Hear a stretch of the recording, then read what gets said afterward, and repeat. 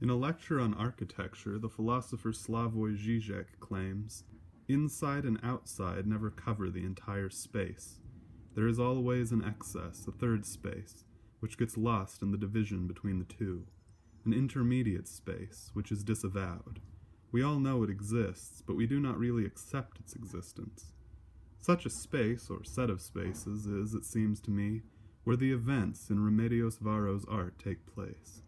The fretful wings of threats unseen flap madly in the pauses that populate her pictured visions, as the nuances of mysticism-tinted hallucinations constitute a dense knot of signals, many of them crossed or lost. Transformation is key in her work, but isn't idealized as a purely positive process, a direct source of power or of pleasure or of peace. Instead, it implies, whatever the benefits it also bestows, a kind of loss, the loss, at least, of a prior psycho-spiritual condition. Vulnerability is just as important to Varo's work as the adventurous intensity that more immediately characterizes it. Fragility plays a crucial role.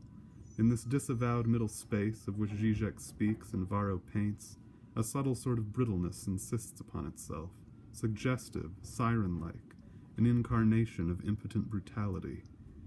If there's an element of horror in her work, it has everything to do with this delicate monstrousness.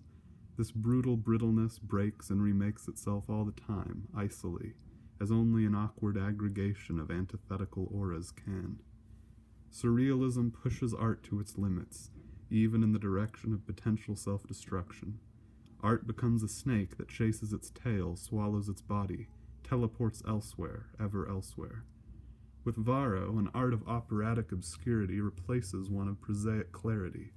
Her paintings are most moving when they arrive at a position neither guarded against nor oriented towards what mysteries might, in the end, turn out to have been pursuing us, so that we might meet them unafraid, yet also unprepared, without any projection with which to distort them into conformity with our prior assumptions.